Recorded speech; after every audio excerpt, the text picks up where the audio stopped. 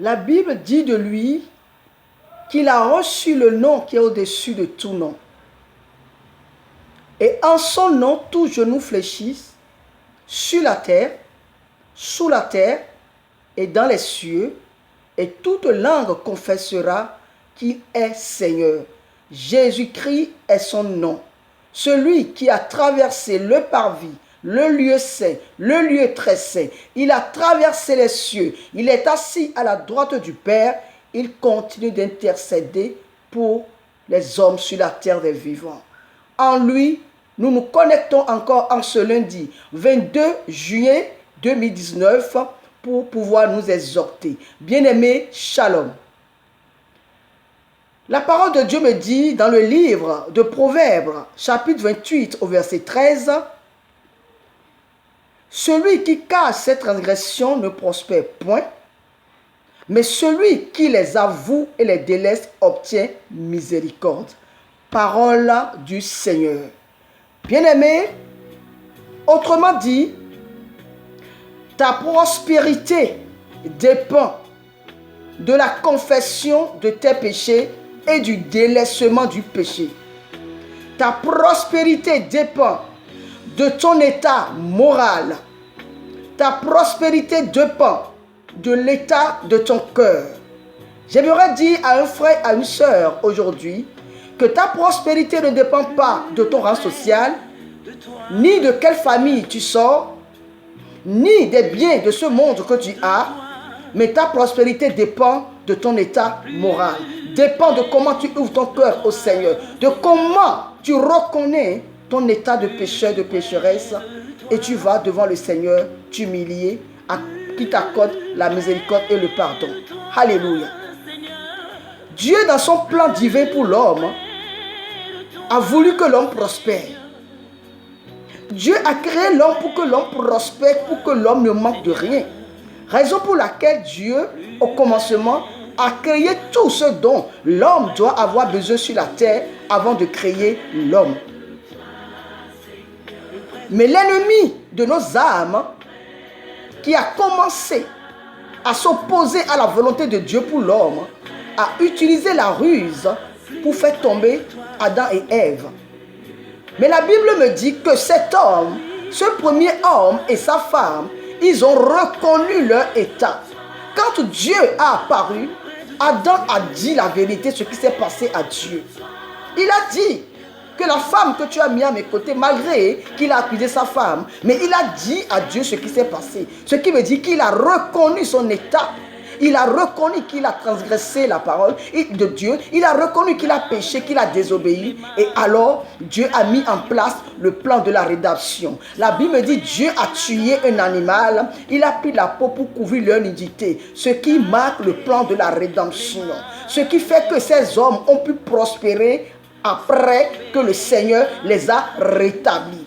Christ est venu pour matérialiser ce plan de rédemption que Dieu a commencé dans le jardin d'Éden. Raison pour laquelle aujourd'hui, Christ est là par son sang, afin que quiconque tombe dans le péché, quiconque commet le péché, aille vers Jésus, confesse ses péchés pour pouvoir prospérer. Alléluia. Bien-aimé, la prospérité dont nous parle la parole de Dieu, ce n'est pas ce que les yeux physiques voient. Ce n'est pas les voitures que tu as. Ce n'est pas les maisons que tu as. Ce n'est pas le salaire que tu gagnes. Ce n'est pas les beaux vêtements que tu portes. Ce n'est pas les grands restaurants que tu fréquentes. Mais la prospérité, c'est la prospérité de ton âme. Alléluia.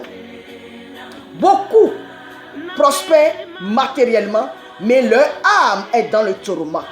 C'est le message que le Seigneur me donne cette semaine. Parce que beaucoup de chrétiens pensent que avoir les biens de ce monde, c'est prospérer.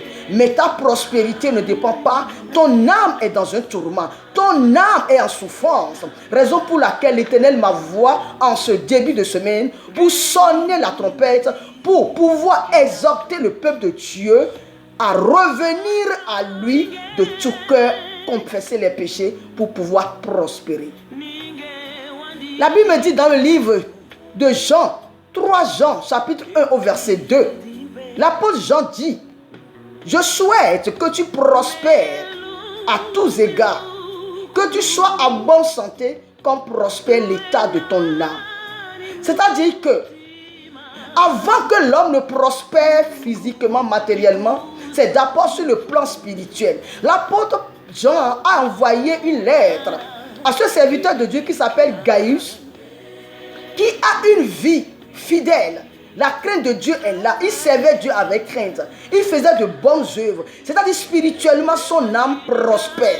Voilà pourquoi l'apôtre Pierre lui dit, l'état de ton âme prospère et je souhaiterais que ta santé physique également s'aligne au même niveau que la prospérité de ton âme. Bien-aimé, ton âme prospère ou pas?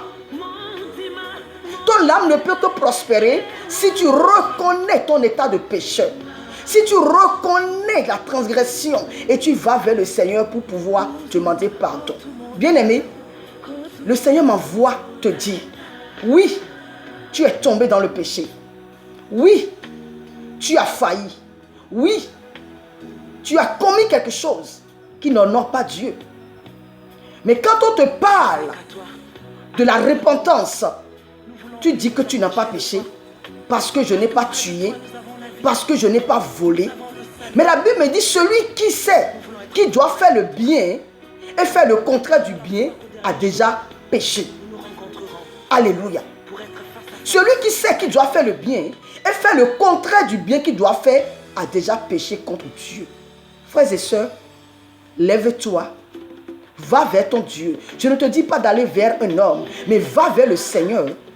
Répands-toi sincèrement pour que ton âme prospère, pour que la miséricorde de Dieu soit ton partage. Ce manque de non-pardon, ce manque de confession de péché, l'ennemi s'appuie dessus quotidiennement pour t'accuser devant Dieu. L'ennemi s'appuie sur cette faiblesse, cet acte que tu as posé pour t'accuser tous les jours devant Dieu. Quand tu tombes dans le péché, les yeux de Dieu se ferment. Les yeux de Dieu se détournent de ta situation, de ta condition morale. La Bible me dit, l'âme qui paye, c'est l'âme qui meurt. La mort spirituelle rentre dans ta vie. Et tu commences à accuser les gens autour de toi. Parce que ce que tu demandes, tu ne l'obtiens pas. Tu ne vois pas ta prière exaucée. Tu penses que c'est les autres qui te font du mal. Tu commences à voir des sorciers partout autour de toi. Or, c'est toi-même, ta vie, qui t'amène à être dans cette situation. Alléluia. C'est l'état moral de ta vie qui empêche l'arrivée de tes bénédictions parce que Satan s'appuie sur cet acte que tu as posé pour t'accuser devant Dieu.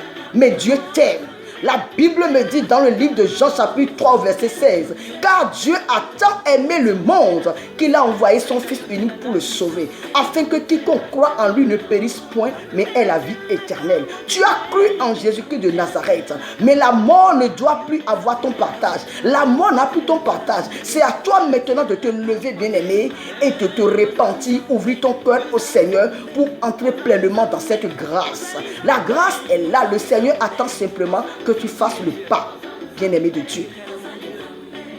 Jésus a dit dans le livre d'Apocalypse 3 verset 20, je me tiens à la porte, je frappe. Si quelqu'un entend ma voix, s'il ouvre, je rentrerai, je souperai avec lui, il souperait avec moi. Le Seigneur veut renouveler son alliance avec toi en ce début de semaine, bien-aimé. L'amour de Dieu se manifeste à toi au travers de cette exhortation. Dieu t'aime, Dieu te manifeste son amour en ce moment. Jésus frappe à la porte de ton cœur. Bien-aimé, ouvre la porte de ton cœur au Seigneur Jésus. Il te tend la main. Il veut éloigner de toi la transgression. Il veut rentrer à nouveau dans ta vie. Fais le pas, va à lui, répands-toi et tu verras sa miséricorde. Tu prospéreras à tous égards et ton âme sera en bonne santé. Bonne semaine, bien-aimés. À très bientôt. Au revoir.